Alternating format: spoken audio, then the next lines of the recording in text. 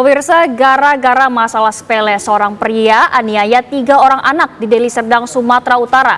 Satu diantaranya kritis dengan luka tusuk di bagian perut. 3 korban anak berinisial NS, OS, dan SS. Warga Jalan Masjid Gang Dahlia 7, Bandar Kalipah, Percut Setuan, Deli Serdang nyaris tewas setelah dianiaya seorang pemuda berinisial RS di depan rumahnya. Ketiga bocah malang tetangga korban tersebut mengalami luka tusuk akibat senjata tajam di bagian perut dan tergeletak di lokasi kejadian. Pelaku melakukan aksinya diduga karena sakit hati sering diejek oleh ketiga korban yang merupakan satu keluarga.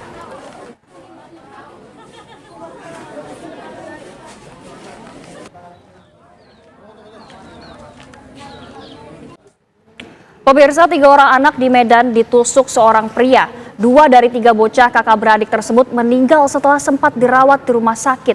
Lalu bagaimana situasinya saat ini di lokasi? Sudah ada rekan kami di sana, Wanasari. Selamat pagi, Wanasari. Bagaimana dengan kondisi terkini di sana?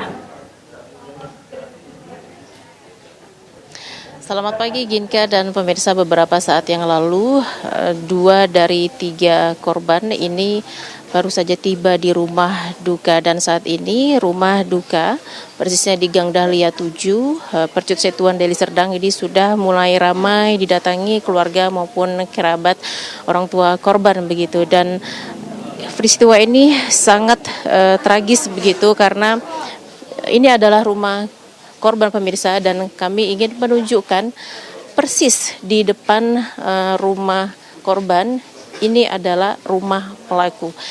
Jadi bisa dikatakan ini tetangga yang sangat dekat begitu karena rumah-rumahnya saja yang rumah korban 04 dan rumah pelaku adalah 05. Nah, sejauh ini masih banyak informasi yang simpang siur beredar terkait motif mengapa pelaku tega menganiaya ketiga anak yang berusia 2 tahun, 4 tahun, kemudian 6 tahun, dan 2 diantaranya meninggal dunia begitu. Dan kami mungkin bisa menggali beberapa informasi yang kami coba gali dari petugas atau pejabat desa setempat, yaitu Bang Faisal Abdau selaku Kepala Dusun 13 Kecamatan Percut Setuan ya Bang ya. Oke. Bang, sejauh yang Abang pahami, kira-kira latar belakang kenapa pelaku melakukan penganiayaan terhadap 3 bocah ini apa Bang? Kalau latar belakang, ya ini berita masih simpang siur ya. Kami serahkan sepenuhnya kepada pihak berwajib, polisian. Itu. Bang, sebagai pejabat yang ada di daerah sini, apakah pelaku memiliki keterbelakangan mental ataupun memiliki kelainan ataupun penyakit sehingga tega menganiaya anak-anak ini, Bang? Menurut pengetahuan saya informasi dari warga juga kan, memang si pelaku punya ada sedikit kelainan, sedikit penyakit ya. Jadi kalau dia udah kumat penyakitnya itu, dia seperti tidak bisa menahan emosi lagi gitu. Kalau perilaku umumnya saat dia bermasyarakat ya baik, berinteraksi baik, komunikasi baik, dan juga ramah kan. Ya saya kenal ya orang yang baik lah. Saya pun nggak menyangka juga bisa dia tega untuk menghabisi bocah-bocah ini. Oke. Mungkin boleh kemari Pak, kita ngobrol sebentar. Mungkin boleh cerita ini pelaku sudah berapa lama tinggal di sini? Sudah berapa lama mereka bertetangga, maksudnya begitu? Kalau udah lama ya, memang ini kan dulunya juga rumah ibu dari pelaku. Jadi setelah ibunya meninggal, pelaku tetap tinggal sendiri di sini. Gitu. Udah lama kok. Bang, kita ingin menggali lebih dalam lagi kira-kira bagaimana kronologis peristiwa ini terjadi sehingga 3 bocah sudah terkapar di lokasi. Nah, jadi saat itu sekira pukul 11 ya, ada masyarakat yang datang ke rumah mengabari saya bahwasannya di sini telah terjadi pembunuhan. Saya dengan panik juga saya kejar kemari. Saya lihat udah tergeletak tuh korban kan itu. Tiga. Jadi ada juga bagian masyarakat yang menolong saya untuk mengevakuasi kan.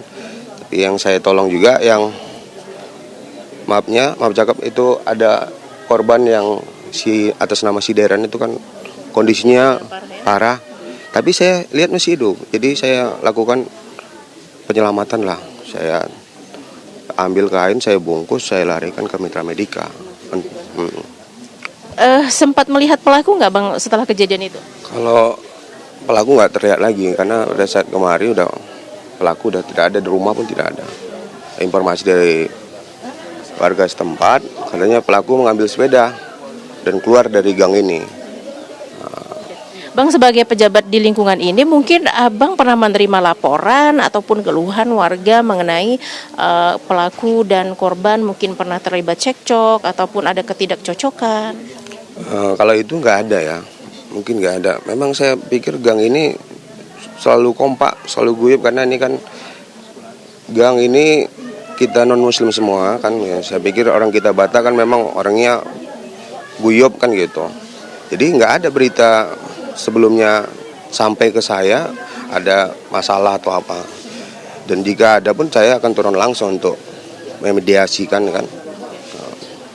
Pelaku sempat mengaku bahwasannya dia merasa puas dengan melakukan itu. Artinya apakah sebelumnya ada dendam pribadi, Bang? Yang Abang ketahui. Kalau itu memang saya juga simpang siur beritanya ya. Jadi memang kalau itu sepenuhnya saya serahkanlah kepada pihak kepolisian untuk mengungkapnya. Gitu. Bang Faisal, terima kasih atas waktunya. Ya, pemirsa.